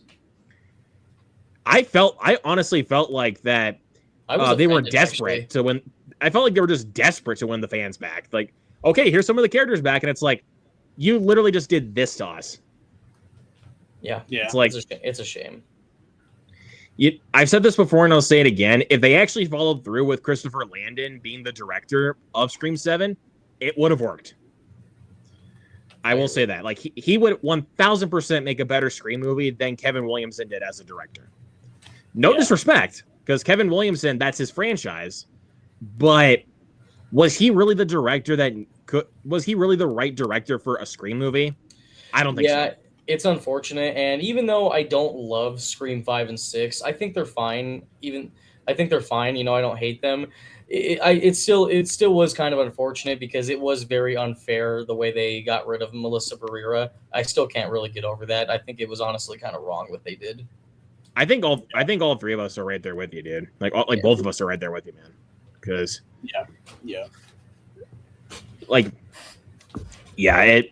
that was fucking stupid. So blame Spyglass, everyone. Fuck you. But the last one that I was going to mention is honestly, when I first watched the first one, I was like, I don't know if this franchise is really going to be for me. But then as each installment has come out, it's honestly grown to be one of my favorite franchises, Terrifier. Yeah. So yeah, the first one, when I first watched it, I was like, this is just stupid. Like, it's just a bunch of gory ass kills and no story. And then that's what makes it great. But that was what I found out after watching Terrifier 2 for the first time on a watch along, and I loved Terrifier 2. So then I went back and rewatched the first one, and I'm like, yo, this is actually pretty damn good. You know, it's funny. I just rewatched the Terrifier franchise last month. I just kind of put all 3 of them in. And I'm not going to lie, even though I love Terrifier 2, and I can agree that's definitely what got the franchise really moving, Terrifier 2, maybe you can agree with me on this, Mike, too, has like Darman level acting. Yeah, a little bit. It does. Not good. Like it almost makes just a little bit. like it's the acting is like Darman level to the point where I feel like an actor's going to look at the camera and go, "So you see, Art the Clown killed my mother, and that's why I'm this way." Wait a minute. Really quick before I continue on with Terrifier, Dale brought up another good one. I'll give an honorable mention to Final Destination. Oh, yeah, that's right. I don't know how we forgot about Final Destination. Like, that's another very consistent franchise. Outside of 1, yeah. But well, yeah. Like the I love the first two. 3 is it's decent. 4 fucking sucks, and I love 5 and 6. Hell, Um, hell yeah. Um, Alien and Predator. Okay, heck yeah. yeah, Alien and Predator. Those are both Yeah. great franchises. Both of them definitely have stinkers, but I don't know. I think I might like the Predator franchise more than the Alien movies. Yeah, okay. Like, just as a overall franchise, personally, because that's fair. I love the original Predator, and I love Prey, love Killer of Killers, and loved Badlands, and I get a lot of fun. I honestly have a lot of fun with Predator 2. I like Predator 2 a lot. I really like Predator 2. Predators, that one's fun, but not that great. The Predator, not a fan of. That one was dog shit. Yeah, Like that's like the only one in the franchise I would actually say is a bad one. But like Alien, there's a couple bad ones. I mean, like you got Alien 3, you got Alien Resurrection. I mean, also to count like for Alien versus Predator, don't really care for the first one, and Requiem is just an abomination. But Alien Covenant, that one's fun, I guess. I mean, Romulus. Whenever it's on the Alien side of the movie, that's when I think it's actually amazing. But when it goes to the Prometheus side, that's when it kind of loses some steam. Yeah. Prometheus is okay, but it is kind of boring. Romulus goes hard. Romulus is phenomenal. Like, that is my second favorite of the franchise. Love Romulus. Like, when it actually goes back to horror, that's awesome. Have you guys watched Alien Earth? I've only seen the first episode. I haven't finished it yet. I didn't like it. I didn't like that either. No. The first 2 episodes were peak. They were really good. And then, but then it's like for the rest of the show, it's like, what the fuck do we do? What do we do? It kind of, the rest of the episodes felt like they were writing as they were shooting. Yeah, like the first 2 episodes, maybe 3 episodes would have been a really good movie, and that's it. That's pretty much the best way to describe it. Yeah, did not need to be 8 episodes. Yeah, but let's go back to Terrifier.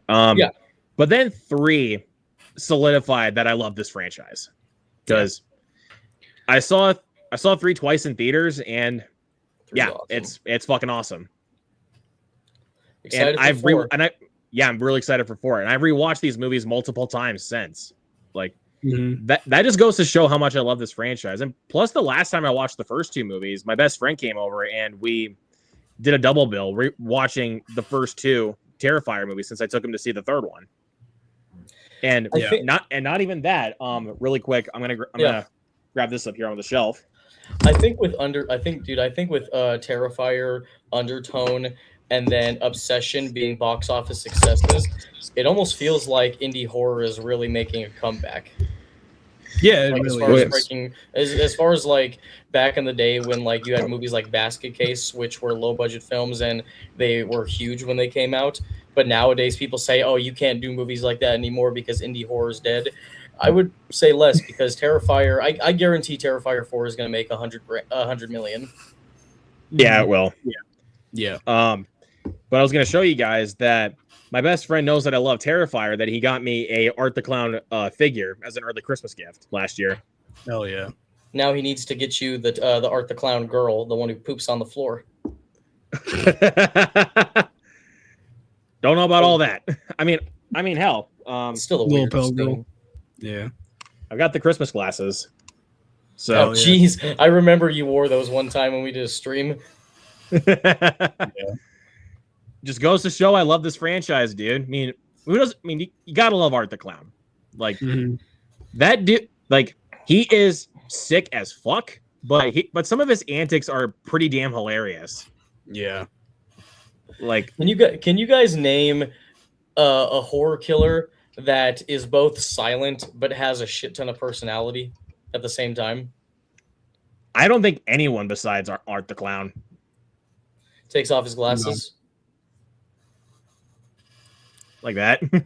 Yeah. Like, that's so fucking creepy, dude. But, which, by the way, James Gunn, dear James Gunn, can you please hire David Howard Thornton to play Joker in your DC franchise? Yes. Because David Howard Thornton, there was a short film where he actually played the Joker, and it was like Mark Hamill level just please fucking get him. Yeah. And I can't really say more about the Terrifier franchise at this point. I mean, you guys know how much I love it. And I think, and also Terrifier 3 is pretty much a holiday staple at this point for me.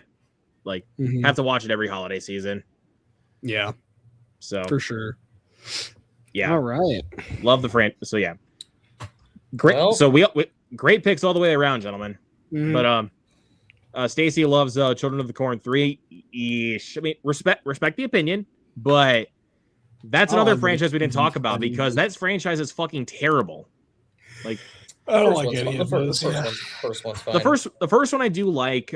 Second one is and I think the fourth one's pretty solid. But but 3 and then from 5 onward, it's like, what the fuck are we doing? Poopy.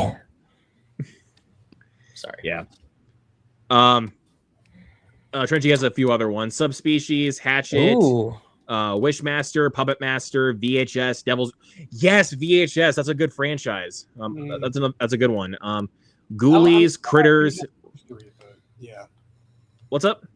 I'm still not huge on the first 3 VHS movies, but yes, I agree.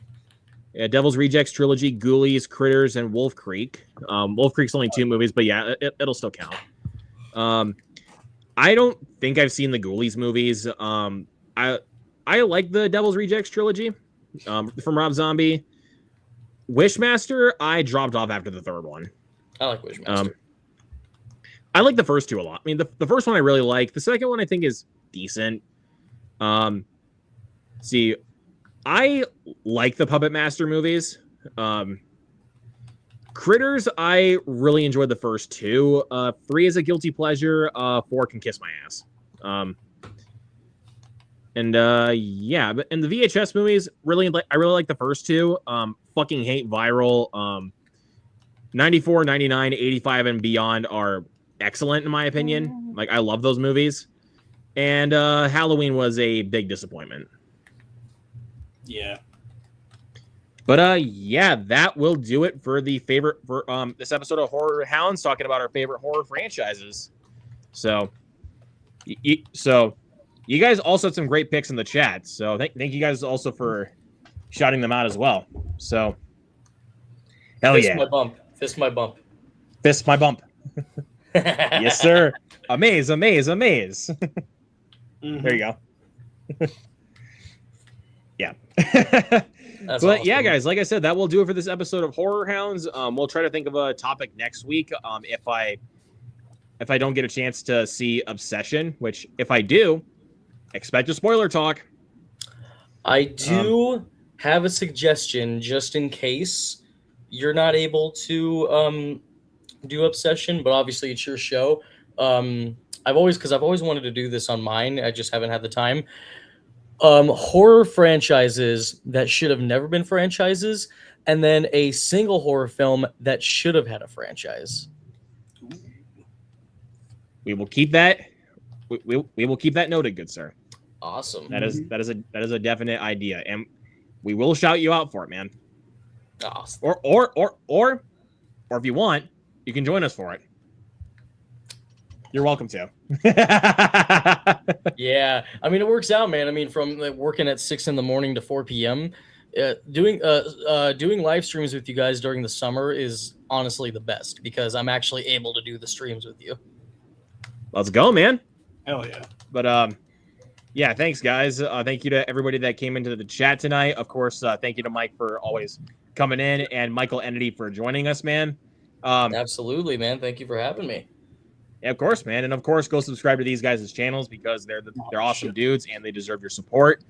Yeah, that will about do it. So thank you everybody so much for watching, and we will see you guys on the next one. Hope you all have a great night. Peace out, everyone. Peace.